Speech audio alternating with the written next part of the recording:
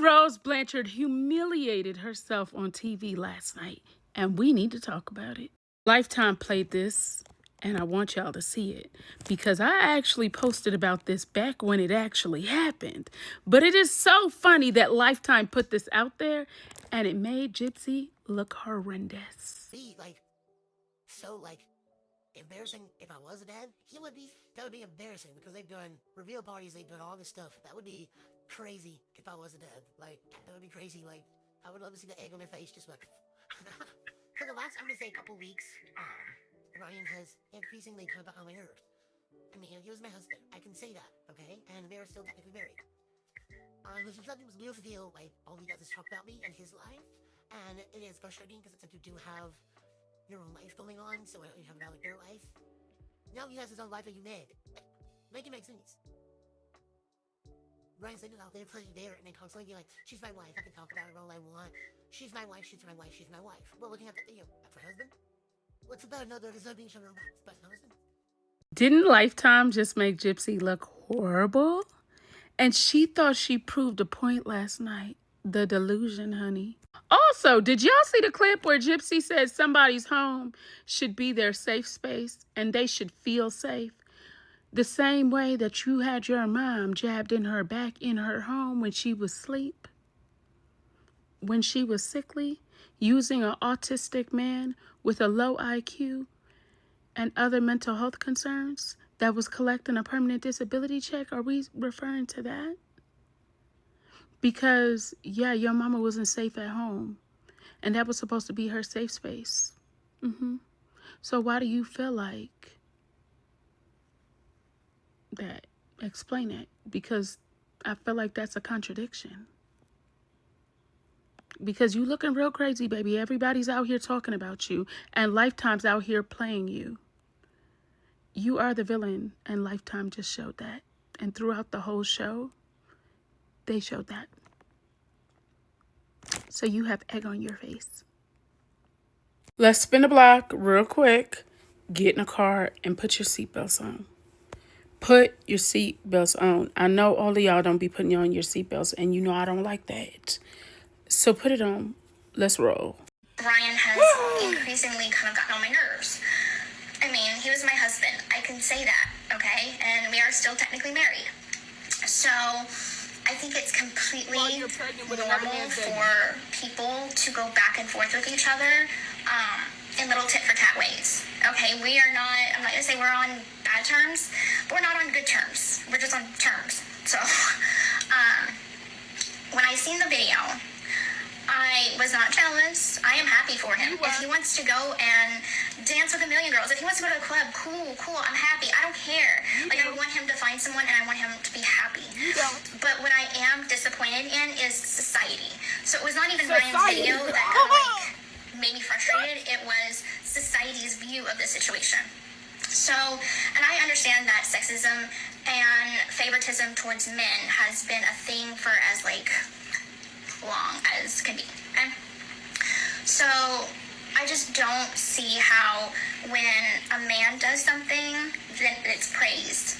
But when a woman does something, she gets slandered and slammed for it. So granted, I understand that I broke Ryan's heart. I left the marriage. I was not a good wife. I could totally admit where I'm wrong in that situation. But I did file for divorce. I did go ahead and make that separation legally, and then got with Ken, and I'm happy. I'm happy in my life, and I want Ryan to be happy. There are very few times that I'm on live and I go off on about Ryan. I don't do all that. Now, when I'm asked in interviews about him, I always say the truth. I always say, hey, I hope he's healing. I hope he's doing well. I want good intentions for him. But that's that. That's it. I do feel like all he does is talk about me and his lives, and it is frustrating because it's like you do have your own life going on, so why don't you talk about your life? And so it's kind of one of those things that he can talk about me all he wants, and people praise that, and people are okay with that, but I can't even shoot one shot at him at all. And your eyes I get it in one sense, and then another sense, like, y'all don't know what's going on behind the scenes. Y'all don't know what I have. We know you're an with unaliver. We know you have no integrity, and we know you're a horrible person. That's private, and that remains between us. So whatever little shots that he took that was definitely daggers to the heart, go unnoticed and like unknown by the public, because I'm not going to put his business out there like that. I haven't so far, and so I have done very minimal shots to him, and he's done small shots to me, but they are irritating. We irritate each other. We're exes. That is completely normal.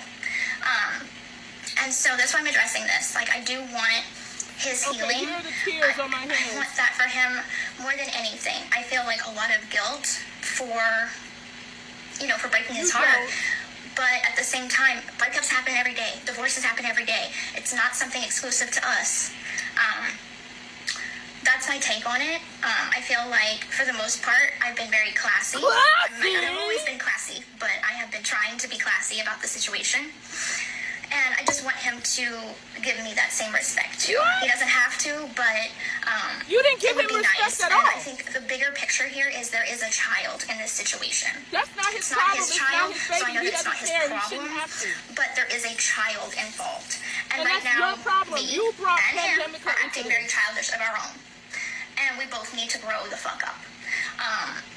Because it's not about him, it's not about me, it's not about Ken, it's about this baby.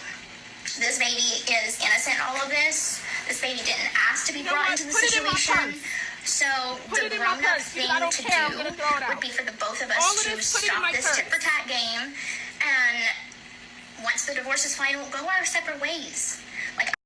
I would like to start this off by saying I obviously really love you guys, which is why I replayed this, because watching her tongue just drives me nuts. What is so baffling about this is, like, she tried to take accountability, and it's kind of like she had Tourette's and was like, no, I'm not gonna do that. I'm the victim. It's my child. What does your child have to do with him or anything if you're saying that it's not his baby? Why should he care about what you have going on?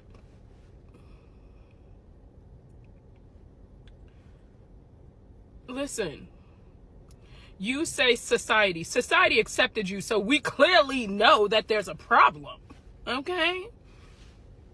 But you left his home in the middle of the night. You didn't even have the balls to explain or say, you know what, this is not working for me. You just left. And that weekend, you were with another man. Ryan wasn't a problem to you until Ken came in the picture. And Ken is a man that wants nothing to do with you.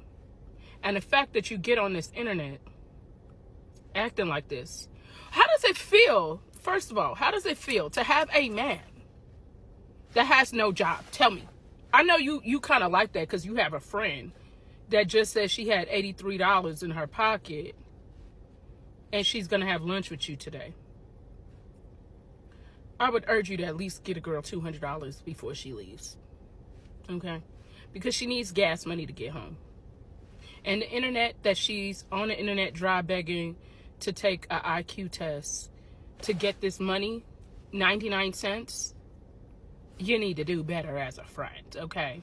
So I know you like people that don't have jobs. That's like clearly, and I get it, you know, that don't make their own money. I get it. But the fact that you have a man that you had to come on the internet and dry beg for Taylor Swift tickets, I don't understand why Taylor doesn't have a restraining order against you, to be honest with you. This whole thing just now, I don't even know where to start. It's disturbing that you don't see that you're a problem. You don't see this as narcissistic. You don't see this as you being manipulative. You don't see this as you gaslighting Ryan and everybody else. And I pray to God that Ryan doesn't fall for this. I hope that Ryan sees this for what it is. Because you're saying, I don't care, but you do care.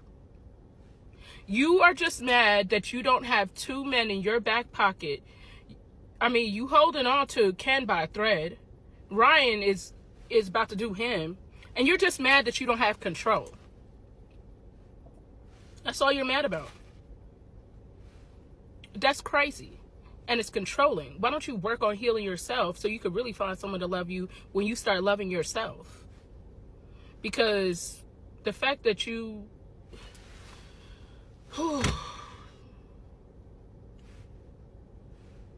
Gypsy, just stay off the internet. You made it worse. You should have just left the comment alone. What you did right here made it worse. Good God Almighty.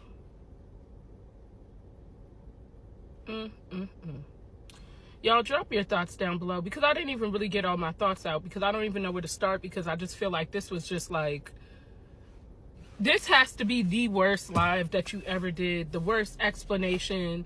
Like, if this is what accountability is and if society accepts this, then we really have a problem.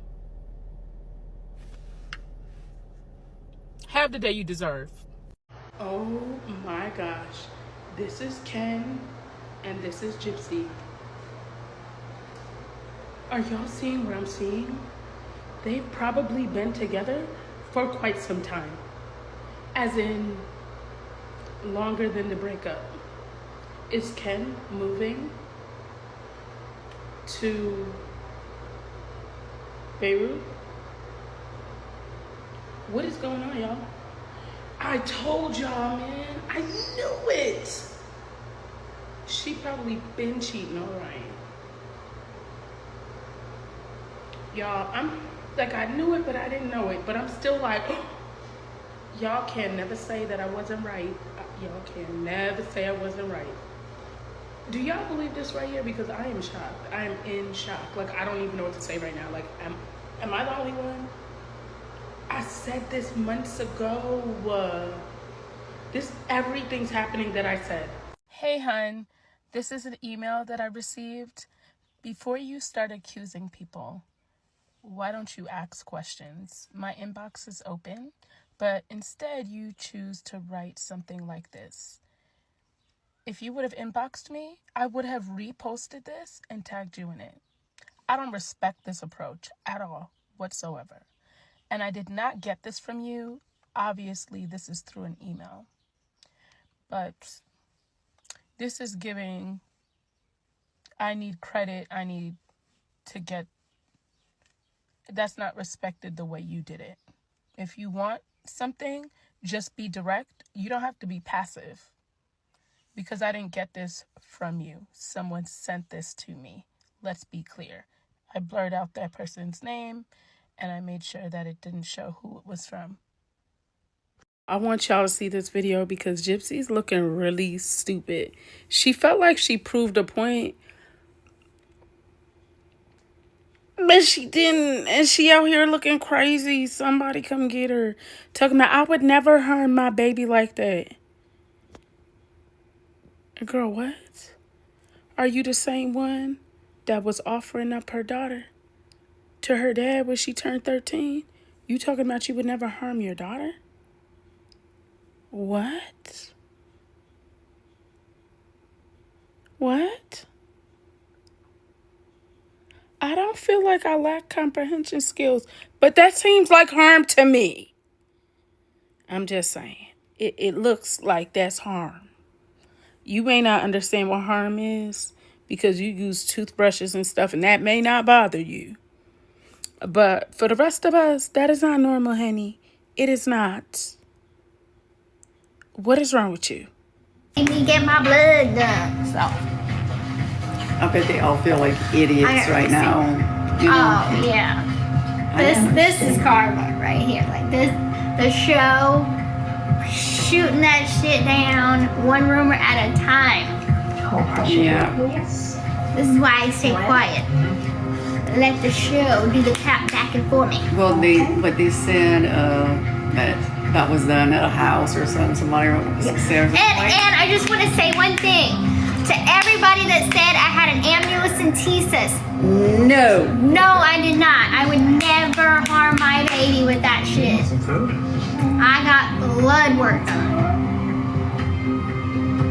I would never put my baby's life That was in harm's way Nope, to just find out who the dad was. that was the only thing that was off limits was that. Yeah, I would never. Anything but that. Ken and I are going on our baby moon that I planned. What else? Yeah. Like reconnect. Like you said, it was red at one point. Me and Dad stayed there like 3 or 4 times. This would be for Mia's here. the results are in. I'm about ready to post them. Now, Oprah looked like she getting herself into some things. I don't know. I don't know. But y'all need to watch this and tell me what you think, because I really think that this is crazy. I mean, I've heard some things before, so am I surprised? No. I never really loved Oprah or liked her like that. She was my mom's little thing, and I still was like, I don't know about her. But I feel like I really know I was right.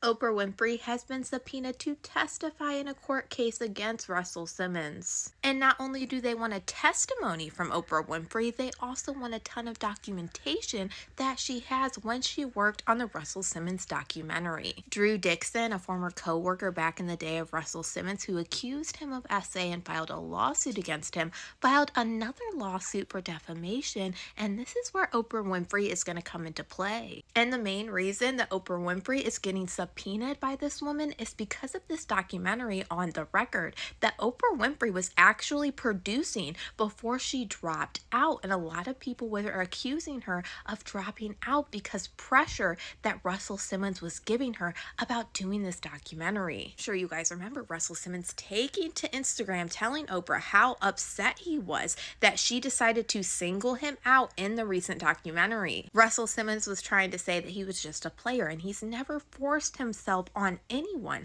And then after all of this public scrutiny that she was facing from Russell Simmons, she would then drop doing this documentary, and this is where she faced a lot of backlash, and she did multiple interviews trying to say that the reason she dropped out wasn't because the pressure that she was getting from Russell Simmons very publicly. Oprah tried to claim that she did believe these survivors, but there was something creatively that she didn't agree with the film, and this is why she ended up backing out of it. And now all of this is what landed Oprah Winfrey with a subpoena by Drew Dixon in her defamation case against Russell Simmons. It says, "You are hereby commanded to produce the books, records, papers, data, documents, evidence, writings, and all other tangible things as described more fully in Schedule A." She had to do this by March 18th of 2025. And it says, "You are further commanded to appear and attend before a notary public or other person authorized by law to administer oaths, and at any recessed or adjourned date to testify and give the evidence as a witness on the examination before trial by deposition upon oral arguments. This deposition may be videotaped and it will continue from day to day until complete." And then it says, "Please take notice that failure to comply with the subpoena is punishable as a contempt of court